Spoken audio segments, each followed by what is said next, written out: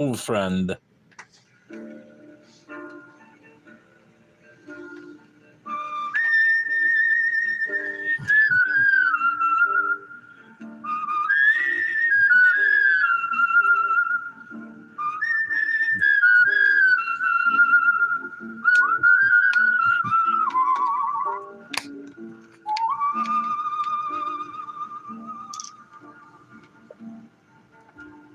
Wandering through Lover's Lane one night, a woman sat in the pale moonlight. I moved closer than I did see, a tear in her eye as she looked down at me. I sat down next to this troubled one, and though I'll never know why, a tear came tumbling down her cheeks, and she cried, and she cried. Why, oh, why does a woman cry? Why does a woman cry? Please tell me, why does a woman cry? Why does a woman cry? A woman cries for a man of her own. You'll see her cry when she's left all alone. A woman cries when her nights are cold. She'll cry in her dreams when there's no one to hold. A woman cries when she's feeling sad. You'll see her cry when she's fighting mad. A woman cries when her heart is glad, and she cries And cries. Now you know why a woman cries. See why a woman cries. So hold her close when tears fill her eyes. For a woman was meant to cry.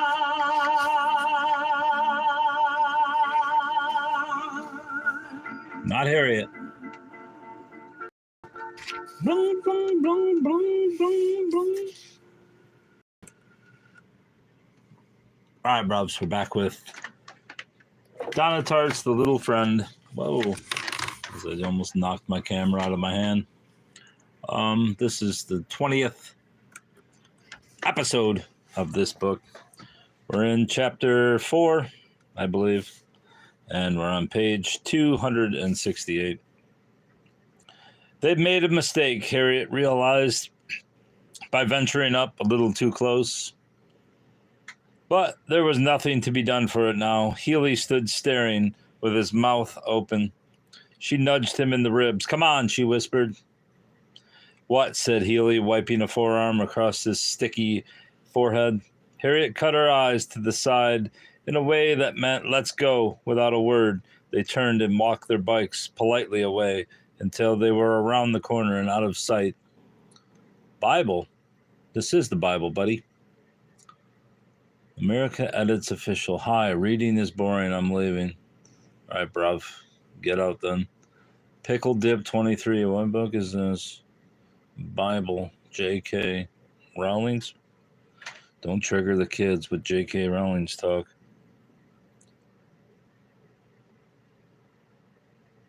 But where were the snakes? Said Healy plaintively. I thought you said they were in the truck. They must have carried them back in the house after Mr. Dial left. Come on. Jesus Christ, I can't even read. Should have never looked at the chat. Now I can't read.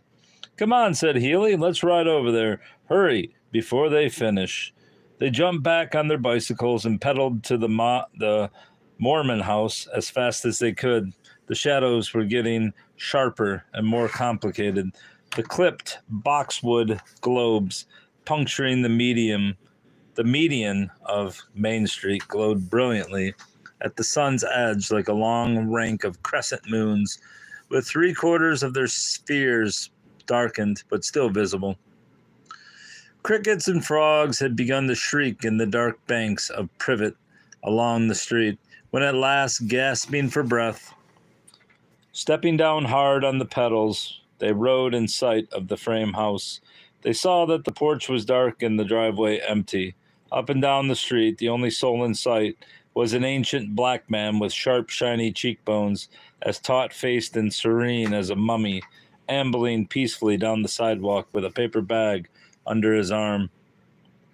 Healy and Harriet concealed their bicycles beneath a sprawling summer sweet bush in the median center. From behind it, they watched warily until the old man tottered around the corner and out of view. Then they darted across the street and squatted amidst the low, sprawling branches of a fig tree in the yard next door. For there was no cover in the yard of the frame house, not even a shrub, nothing but a brackish tuft of monkey grass encircling a sawn tree trunk. "How are we going to get up there?" said Harriet, eyeing the gutter which ran from first to second story. "Hang on." Breathless with his own daring, Healy shot from the center of the fig tree and ran pell-mell up the stairs, and then, just as rapidly, skimmed down again. He darted across the open yard and dove back under the tree by Harriet. "Locked," he said with a silly comic book shrug.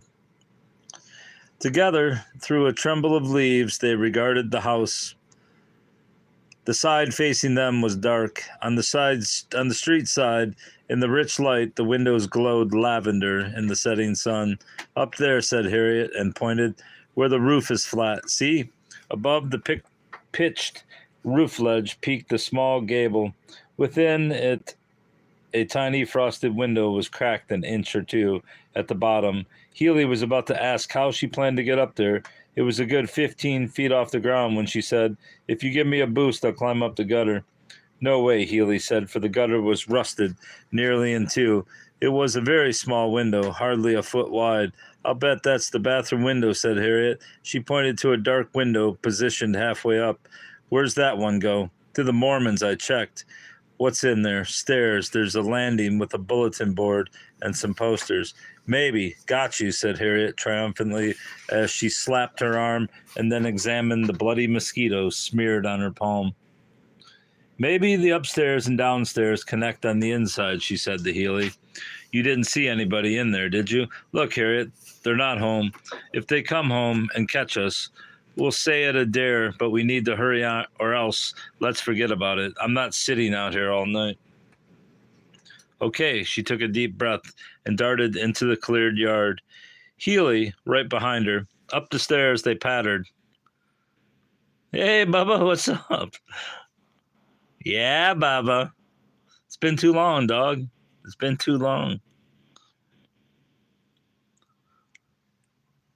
Healy, right behind her. Up the stairs they pattered. Healy watched the street while Harriet, hand to glass, peered inside. Deserted stairwell stacked with folding chairs and tan-colored walls, brightened by a wavery bar of light from a window facing the street. Beyond was a water cooler, a notice board tacked with posters. "Do talk to strangers. RX for at-risk kids." The window was shut, no screen. Side by side, Healy and Harriet curled their fingers under the tongue of the metal. There we go. Get some light on there. Under the tongue of the metal sash and tugged at it uselessly. "Car," hissed Healy. They flattened themselves against the side of the house, hearts pounding as it whooshed past. As soon as it was gone, they stepped out of the shadows and tried again. "What's with this?" Healy whispered, craning on tiptoe to peer at the center of the window where the top pane and the bottom pane met, perfectly flush. Harriet saw what he meant. There was no lock and no space for the panes to slide over each other. She ran her fingers over the sash. "Hey," whispered Healy. I guess that's a word. "Hey," whispered Healy, suddenly, and motioned for her to help. Together, they pushed the top of the pane inward. Something caught and squeaked, and then, with a groan, the bottom of the window swung out on a horizontal pivot. One last time, Healy checked the darkening street. Thumbs up, coast clear, and a moment later, they were wriggling in together, side by side. Hanging head down, fingertips on the floor, Healy saw the gray specks on the linoleum, rushing in at him fast as if simulated granite was the surface of an alien planet, hurtling at him in a million at 1,000,000 miles an hour. Speaking of alien planets, I'm going to start reading books about aliens. Probably tomorrow. 1,000,000 miles an hour. Smack! His head hit the floor and he tumbled inside, Harriet collapsing on the floor beside him. They were in, on the landing of an old-fashioned staircase, only 3 steps up with another long landing at the top of the stairs. Bursting with excitement, trying not to breathe too loudly, they picked themselves up and skittered to the top, where, turning the corner, they dashed almost headlong into a heavy door with a fat padlock dangling from the hasp? The hell's a hasp? There was another window, too, an old-fashioned wooden one, with a sash lock and a screen. Healy stepped over to examine it, and while Harriet stood staring at the padlock with dismay, he began gesturing frenetically. All of a sudden, his teeth gritted in a rictus of excitement. For the roof ledge ran beneath the window, too, directly to the window in the gable. By pulling hard until their faces were red, they managed to wedge the sash up. Oh, man. Hey. 8 inches or so. Harriet wriggled out first, Healy steering her legs like a plow until unwittingly she kicked him, and he cursed and jumped back. The roofing was hot. Yeah, you're in Mississippi in the summer. The roofing was hot and sticky, gritty beneath her palms. Gingerly, she eased to her feet. Eyes shut tight, holding the window frame with her left hand, she gave her right hand to Healy as he crawled out beside her. The breeze was cooling off. Twin jet trails traced a diagonal in the sky. Tiny white water ski tracks in an enormous lake. Harriet, breathing fast, afraid to look down, smelled the wispy fragrance of some night-scented flower, far below stocks, maybe, or sweet tobacco. She put her head back and looked up at the sky. The clouds were gigantic, glazed on their underbellies with radiant pink, like clouds in a painting of a Bible story. Very, very carefully, backs to the wall, electrified with excitement, they inched around the steep corner and found themselves looking down into the yard with their fig tree. With their fingertips hooked beneath the aluminum siding, which held the day's heat and was a little too hot to touch comfortably, they sidled towards the gable, inch by inch. Harriet made it first and shuffled over to give Healy room. It was very small indeed, not much larger than a shoebox, and cracked open only about 2 inches at the bottom. Carefully, hand by hand, they transferred their grip from siding to sash and pulled up together, timidly at first in case the thing flew up without warning and knocked them backward. It slid up 4 or 5 inches easily, but then stuck firm, though they tugged until their arms trembled. Harriet's palms were wet and her heart slammed like a tennis ball in her chest. Then, down on the street, she heard a car coming. They froze. The car whooshed past without stopping. "Dude," she heard Healy whisper, "don't look down." He was several inches away, not touching her, but a palpable corona of damp heat radiated from him head to toe like a force field. She turned gamely in the spooky lavender twilight. He gave her the thumbs up and then stuck his head and forearms through the window like a swimmer doing the breaststroke and started through. It was a tight squeeze at the waist. He stuck fast. Harriet, clutching the aluminum siding with her left hand, straining up the sash with her right, shied back as far as she could from his frantically kicking feet. The incline was shallow and she slipped and nearly fell, catching herself only at the last moment. But before she could swallow or even catch her breath, Healy's front half fell inside the apartment with a loud thump so that only his sneakers stuck out. After a moment's stunned pause, he pulled himself in the rest of the way. "Yes," Harriet heard him say, his voice distant, jubilant, a familiar ecstasy of attic darkness, when they scrambled on their hands and knees to cardboard forts. She stuck her head in after him. In the dim, she just made him out, curled in a heap, nursing a hurt kneecap. Clumsily on his knees, he rose and walked forward and seized Harriet's forearm and threw his weight backward. Harriet sucked her stomach in and did her best to wriggle through. Oof, kicking in midair like poo stuck in the rabbit hole. Still writhing, she fell all in a tumble, partly on Healy, partly on a dank, mildewy carpet that smelled like something from the bottom of a boat. As she rolled away, her head bumped the wall with a hollow sound. They were indeed in a bathroom, a tiny one, sink and toilet, no tub, walls of particle board laminated to look like tile. Healy on his feet now pulled her up. As she stood, she smelled an acerbic, fishy smell, not mildew, though intertwined with mildew, but sharp and distinct and entirely vile. Fighting the bad taste at the back of her throat, Harriet hurled all her rising panic into battling the door, flapping vinyl accordion, printed to look like wood grain, which was stuck firmly in its tracks. The door snapped and they fell on top of each other, through it into a larger room, just as stuffy but darker. The far wall bellied out in an overstuffed curve which was blackened with smoke damage and buckled with damp. Healy, panting with excitement, heedless as the terror on the scent, was yanked up suddenly by a fear so sharp it rang on his tongue with a metallic taste. Partly because of Robin and what had happened to him, Healy's parents had warned him all his life that not all grown-ups were good. Some of them, not many, but a few, stole children from their parents and tortured and even killed them. Never before had the truth of this struck him so forcefully, like a blow to the chest, but the stench and the loathsome smell or swell of the walls made him feel seasick. And all the horror stories his parents had told him, kids gagged and bound in abandoned houses, hung from ropes or locked in closets to starve, all at once came to life, turned piercing yellow eyes on him and grinned with shark's teeth. Chop, chop. Nobody knew where they were. Nobody, no neighbor, no passerby had seen them climb in. Nobody would ever know what had happened to them if they didn't come home.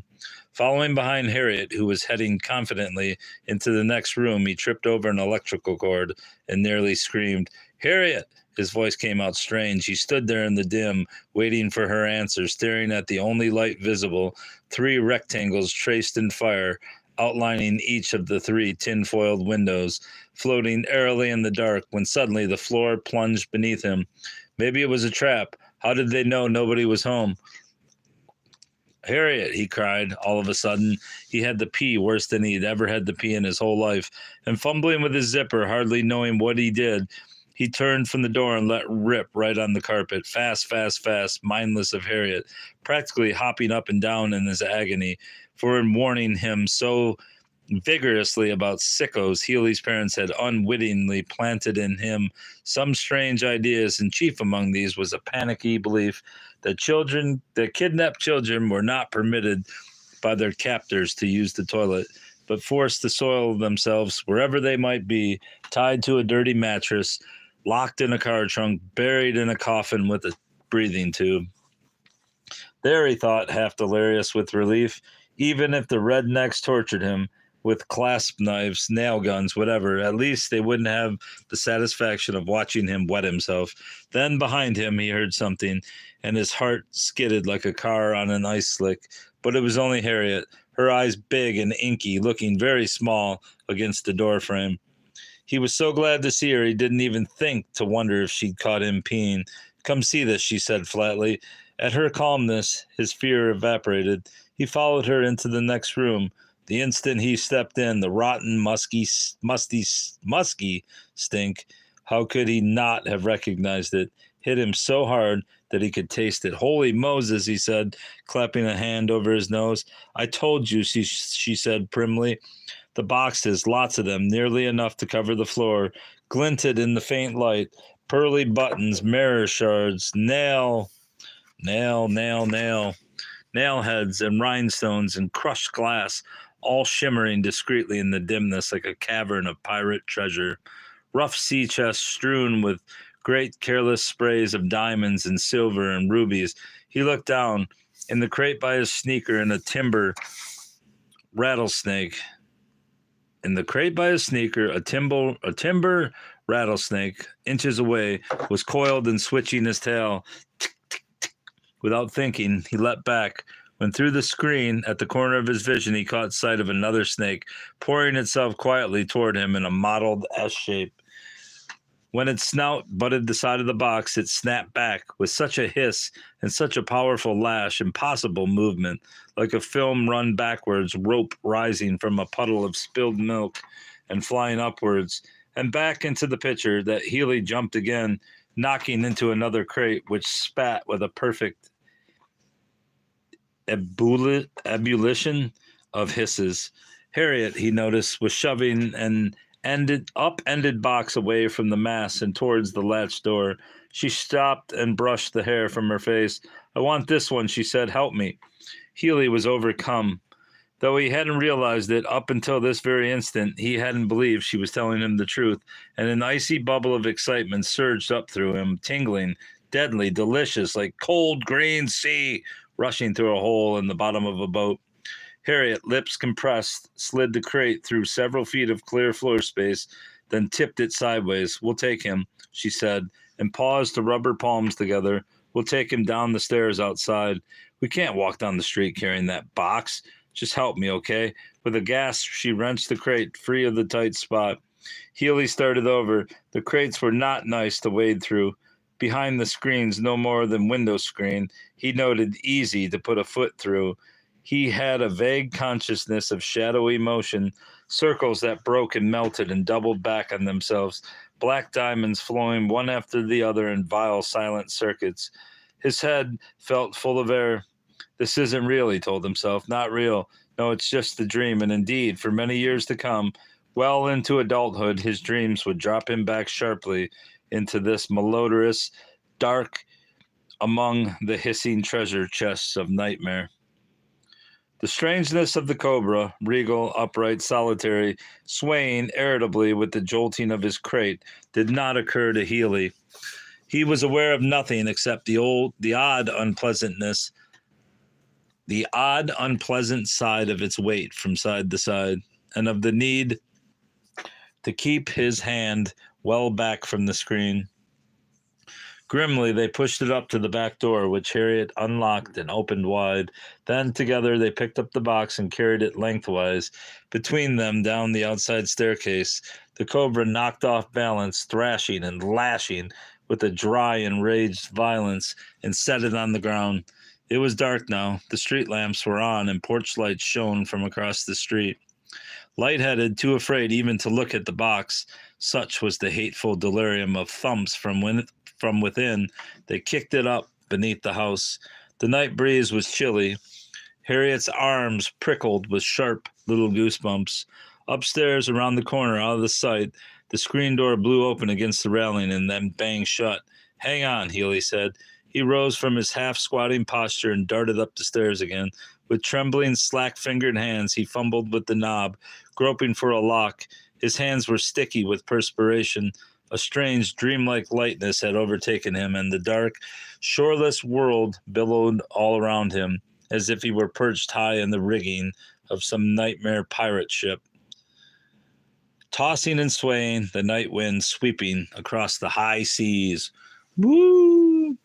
Hurry," he said to himself. "Hurry up and let's get out of here." But his hands weren't working right. They slipped and slid uselessly on the doorknob, like they weren't even his. From below, a strangled cry from Harriet, so astonished with fright and despair that it choked off part way through. "Harriet," he called, into the uncertain silence that followed.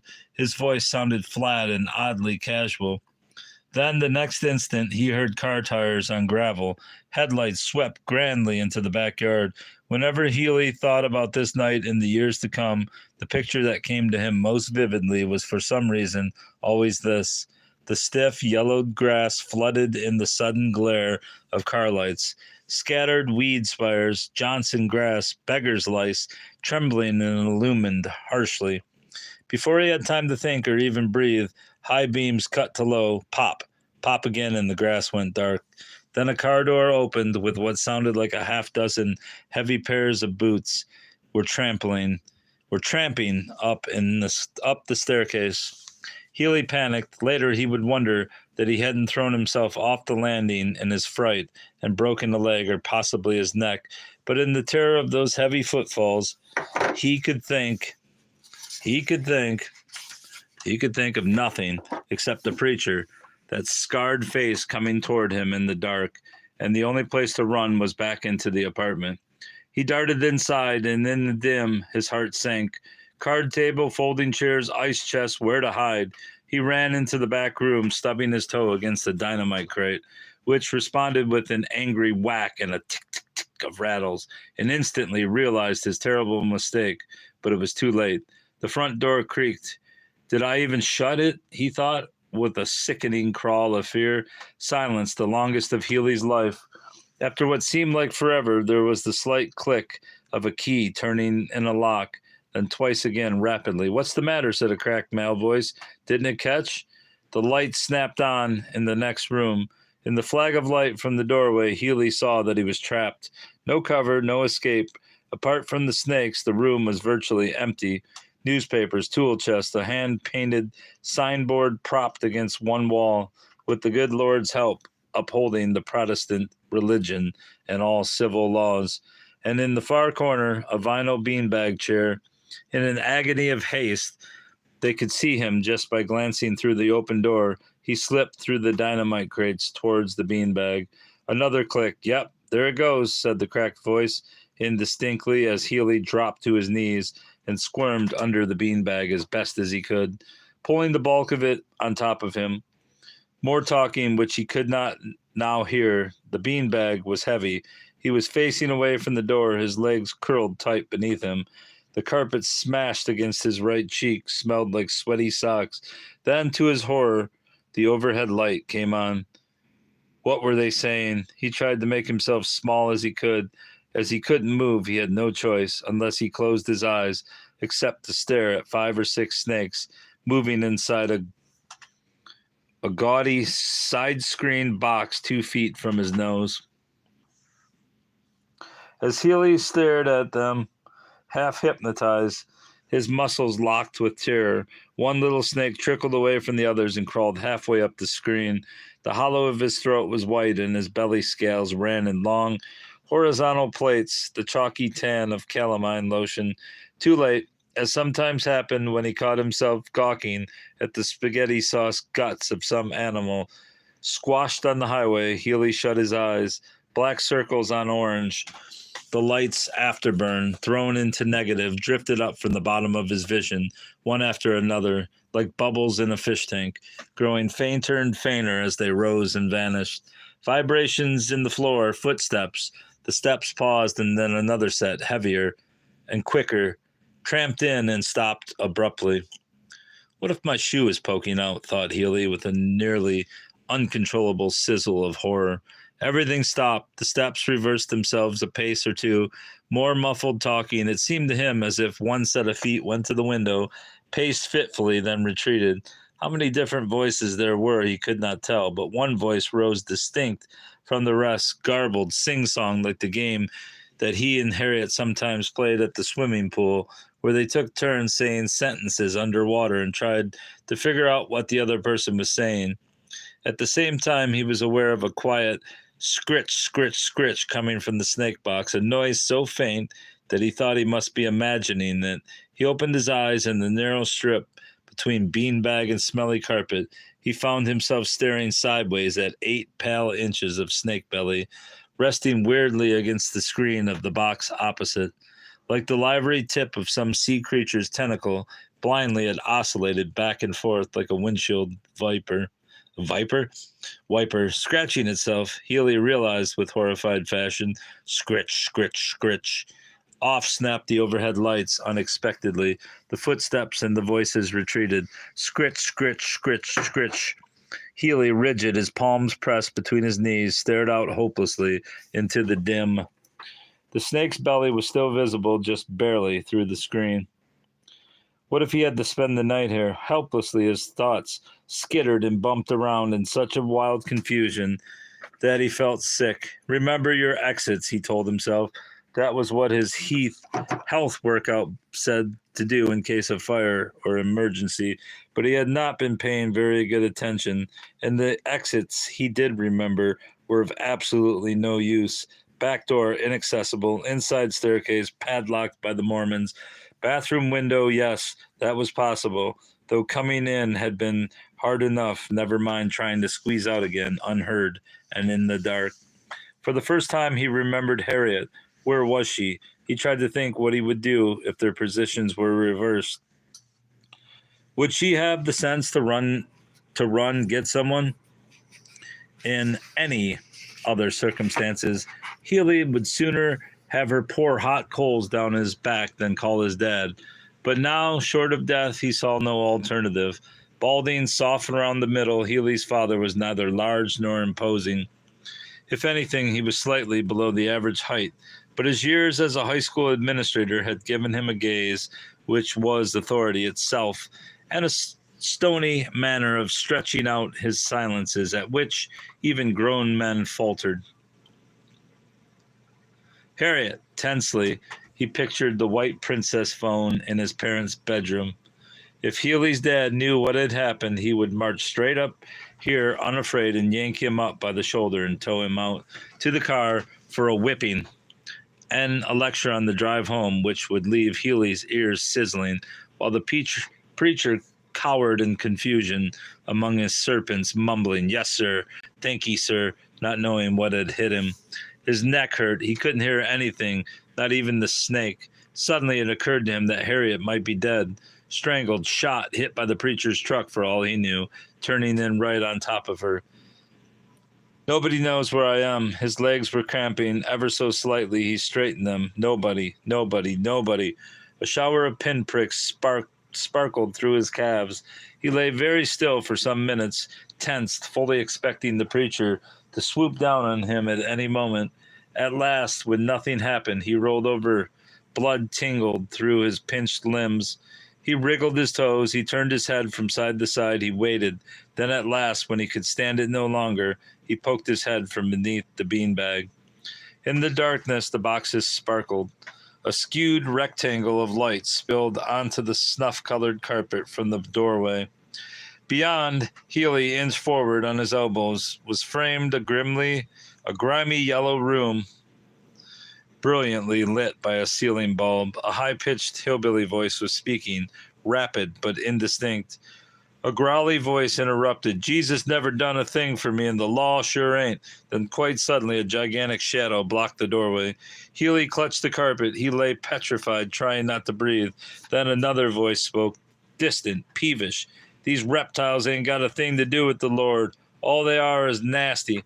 The shadow in the doorway let out a weird, high-pitched chuckle, and Healy froze to iron. Farish Ratliff, from the doorway, his bad eye, pale like a boiled pickerel's, raked across the darkness like the search beam of a lighthouse. "Tell you what you're to do." To Healy's immense relief, the heavy tread retreated. From the next room there was a squeak like a kitchen cabinet opening. When at last he opened his eyes, the bright doorway stood empty. "What you ought to do if you're tired of hauling them around is to take them all in the woods and turn them loose, and shoot them. Kill the shit out of every last one of them. Light them on fire," he said loudly over the preacher's objection. "Chunk them in the river. I don't care. Then you ain't got a problem."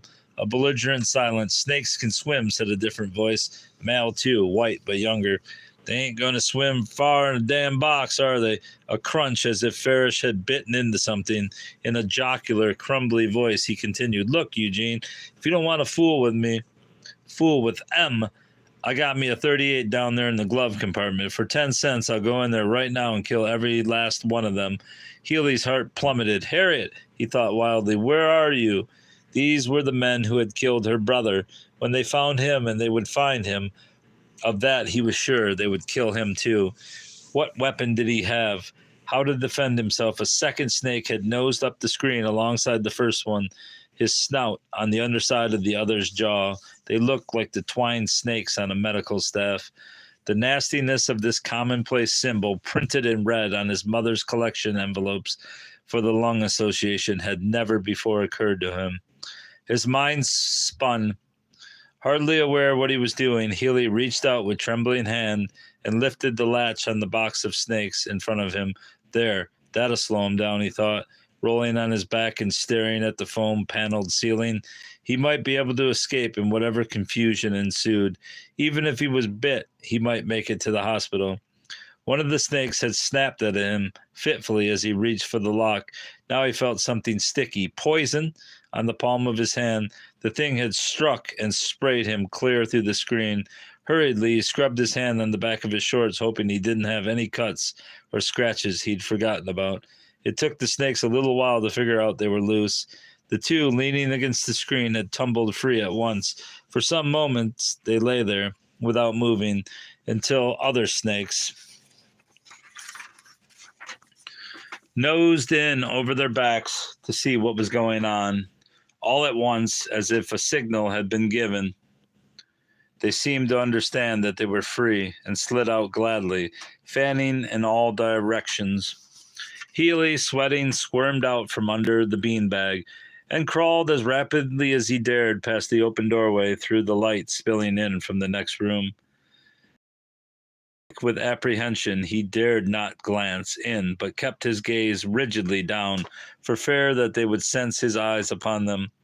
When he was safely past the door, safe for the moment anyway, he slumped in the shadow of the opposite wall, shaky and weak from the beating of his heart.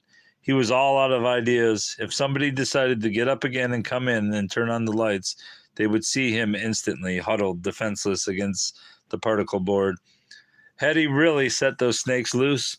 From where he stood, he saw two lying in the open floor, another wriggling energetically towards the light. A moment ago, it had seemed like a good plan, but now he was fervently sorry. Please, God, don't let it crawl over here. The snakes had patterns on their backs like copperheads, only sharper. On the audacious snake, which was making brazenly for the next room, he now made out the 2-inch stack of rattle buttons on the tail. But it was the ones he couldn't see that made him nervous. There had been at least 5 or 6 snakes in that box, possibly more. Where were they? From the front windows, it was a sheer drop to the street. His only hope was the bathroom. Once he got out on the roof, he could dangle from the edge before dropping the rest of the way. He'd jump from the tree limbs nearly as high. But to his dismay, the bathroom door wasn't where he thought it was.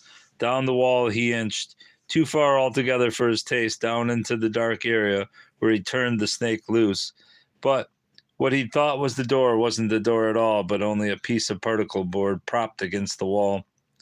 Healy was perplexed. The bathroom door was on the left. He was sure of it.